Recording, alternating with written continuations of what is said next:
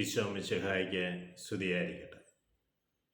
ഈശോ മിശിഹായിൽ സ്നേഹിക്കപ്പെടുന്ന മാതാപിതാക്കളെ, സഹോദരങ്ങളെ, ദൈവത്തിൻ്റെ അനന്തമായ സ്നേഹവും കൃപയും സൗഖ്യവും നമ്മുടെ ജീവിതത്തിൽ വന്ന് നിറയട്ടെ എന്ന് പ്രാർത്ഥിക്കുന്നു. ദൈവത്തിൻ്റെ സ്നേഹം ദൈവമായിരിക്കുന്ന ഈശോ ശിശുവായി ഭൂമിയിൽ പിറക്കുവാൻ വേണ്ടി ദൈവം അവസരമൊരുക്കി. ദൈവപുത്രനെ നമുക്ക് തന്നു എന്നുള്ളതാണ് ഏറ്റവും വലിയ സ്നേഹം.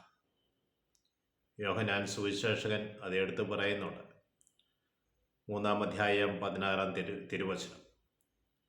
അവനിൽ വിശ്വസിക്കുന്ന യവനും നശിച്ചു പോകാതിരിക്കുവാൻ അവിടുന്ന് തൻ്റെ ഏകജാതനെ നൽകാൻ തക്കവിധം ലോകത്തെ അത്രമാത്രം സ്നേഹിച്ചു. തൻ്റെ പുത്രനെ ഭൂമിയിലേക്ക് അയച്ച് ഈ ഭൂമിയിലുള്ള ഒരു മനുഷ്യനും നഷ്ടപ്പെട്ടു പോകാതിരിക്കുവാൻ വേണ്ടി ദൈവം തൻ്റെ പുത്രനെ നമുക്കായി നൽകുകയാണ്. അപ്പോൾ ദൈവത്തിൻ്റെ സ്നേഹം അത്രമാത്രം നമ്മളോടുണ്ട്. ഈ ലോകത്തിൽ പല സ്നേഹം നമ്മൾ കാണുന്നുണ്ട്. ബെനഡിക്ട് 16 മാർപ്പാപ്പയുടെ പ്രഥമ ചാക്രിക ലേഖനമായ ദേസ് കാരിത്താസ് എസ്ത് എന്ന ചാക്രിക ലേഖനത്തിൽ 3 സ്നേഹത്തെക്കുറിച്ച് പ്രധാനമായും എടുത്തു പറയുന്നുണ്ട്. ആദ്യമേ പറയുന്നത് ഇറോസ് എന്ന് പറയുന്ന സ്നേഹത്തെക്കുറിച്ചാണ്. മറ്റൊന്ന് നമ്മൾ കാണുന്നത് ഫീലിയ എന്ന് പറയുന്ന സ്നേഹത്തെക്കുറിച്ചാണ്. മൂന്നാമതായി കാണുന്നത് അഗാപ്പെ എന്ന് പറയുന്ന സ്നേഹത്തെക്കുറിച്ചാണ്. ഇറോസ് എന്ന് പറയുന്ന സ്നേഹം ഭാര്യ ഭർത്താക്കന്മാരുടെ സ്നേഹത്തെക്കുറിച്ചാണ് സൂചിപ്പിക്കുക.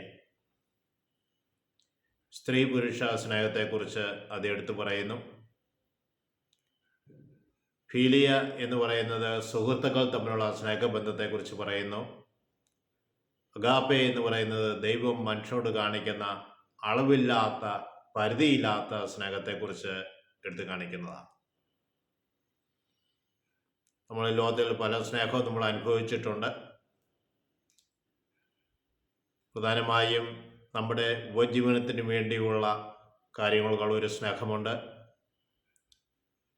നമ്മുടെ തൊഴിലിനോട് നമുക്കൊരു സ്നേഹമുണ്ട്.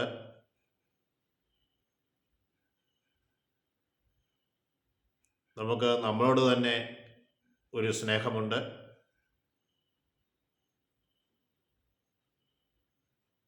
സുഹൃത്തുക്കളോട് സ്നേഹമുണ്ട്, അല്ലെങ്കിൽ പരസ്നേഹമുണ്ട്. എന്നാൽ ഈ സ്നേഹത്തെക്കാളെല്ലാം വ്യത്യസ്തമായിട്ടാണ് ഇറോസ് നിൽക്കുക. ഭാര്യ ഭർത്താവിൻ്റെ സ്നേഹം വരുമ്പോൾ മറ്റു സ്നേഹങ്ങളെല്ലാം അപ്രത്യക്ഷമാകുന്നുണ്ട്. കാരണം അത്രയേറെ അഗാധമായ ഒരു സ്നേഹബന്ധമുണ്ട് ഭാര്യ ഭർത്താക്കന്മാർ തമ്മിൽ. ഒരു വിവാഹം എന്ന കുദാശയിലൂടെ അവരുടെ ഹൃദയത്തിലേക്ക് ദൈവത്തിൻ്റെ പ്രത്യേകമായ ഒരു സ്നേഹം ഒഴുകിയിറങ്ങുന്നുണ്ട്. അവരുടെ ഹൃദയത്തിൽ ഐക്യത്തിൻ്റെ ഒരു അഭിഷേകം കടന്നു വരുന്നുണ്ട്.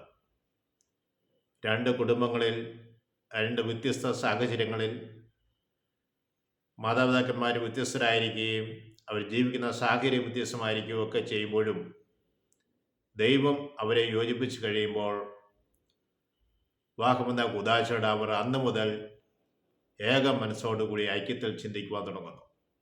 അപ്പോൾ അത്രമാത്രം ഗാഢമായ ഒരു ബന്ധമാണ് അല്ലെങ്കിൽ ഒരു സ്നേഹമാണ് ഇറോസ് എന്ന് സൂചിപ്പിക്കുക. അപ്പോൾ ഇതുപോലെ അഗാധമായ ഒരു സ്നേഹബന്ധം ദൈവവുമായിട്ട് ഉണ്ടായിരിക്കണം എന്നോട് പറഞ്ഞു വയ്ക്കുക.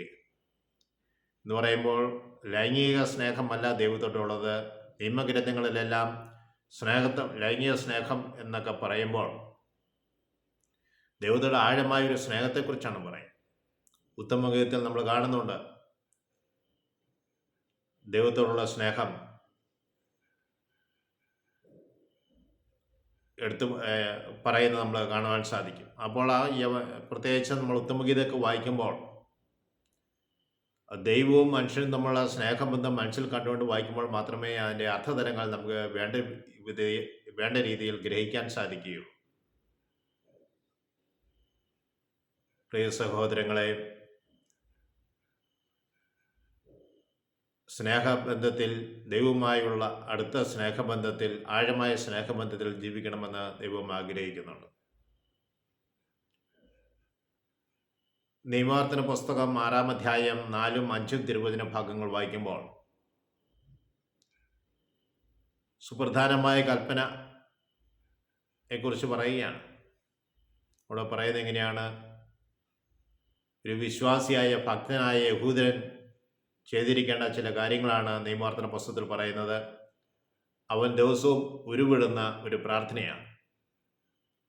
ഇങ്ങനെയാണ് തുടങ്ങുക: ഇസ്രായേലേ കേൾക്കുക, നിന്റെ ദൈവമായ കർത്താവ് ഒരേ ഒരു കർത്താവാണ്.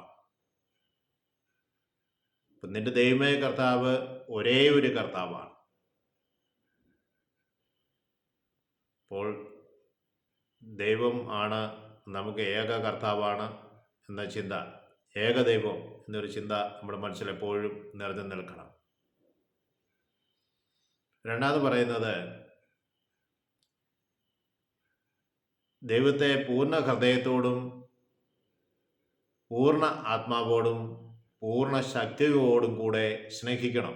3 കാര്യങ്ങളാണ് എടുത്തു പറയുക: പൂർണ്ണ ഹൃദയത്തോടെ, പൂർണ്ണ ആത്മാവോടെ, പൂർണ്ണ ശക്തിയോടെ ദൈവത്തെ സ്നേഹിക്കണം. അവിടുന്ന് തരുന്ന കൽപ്പനകൾ എപ്പോഴും നീ പാലിക്കണം. അപ്പോൾ അവിടുന്ന് നമ്മോട് പറയുന്ന ഈ കൽപ്പനകൾ നമ്മൾ നിരന്തരം ഓർക്കണം. ഒരു ദിവസത്തേക്കോ അല്ല, നിരന്തരം നമ്മൾ അവയെക്കുറിച്ച് ഓർക്കണം. രണ്ടാമത് പറയുന്നത്, ഇത് ജാഗരൂകതയോടെ നീ നിന്റെ മക്കളെ പഠിപ്പിക്കണം. അപ്പോൾ ഈ ഭാഗം നിയമാവർത്തന പുസ്തകം 6-ാം അധ്യായം 4-ഉം 5-ഉം തിരുവചനം മക്കളെ ജാഗരൂകതയോടെ നമ്മൾ പഠിപ്പിക്കേണ്ടതായിട്ടുണ്ട്.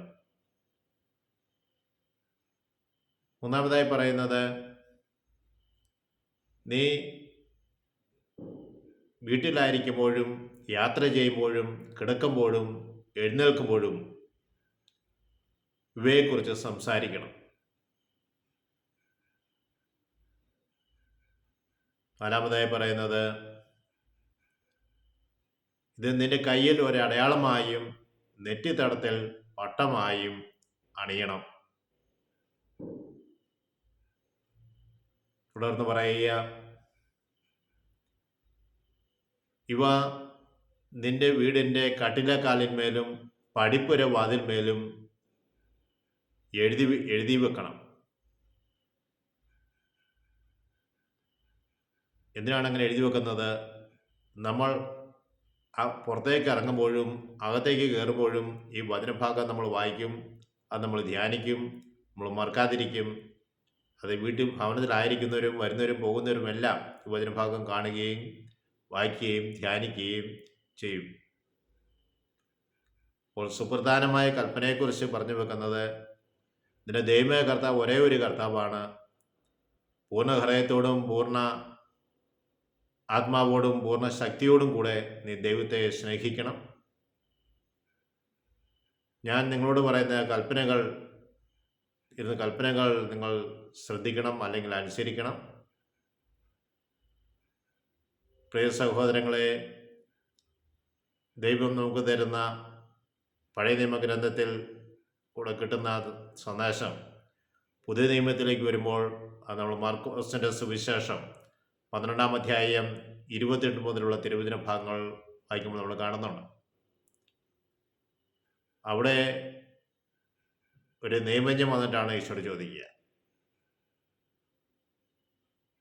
എന്നെ ശ്രവിച്ചുകൊണ്ടിരിക്കുന്ന ഏവരുടെ മേലും പരിശുദ്ധാത്മാവിൻ്റെ അഭിഷേകം കൊണ്ട് നിറയട്ടെ എന്ന് പ്രാർത്ഥിക്കുന്നു. ആശ്രയ മാതാവെ, എല്ലാവർക്കും കൂടെയും പ്രത്യേകമായി മധ്യസ്ഥം വഹിക്കണമേ.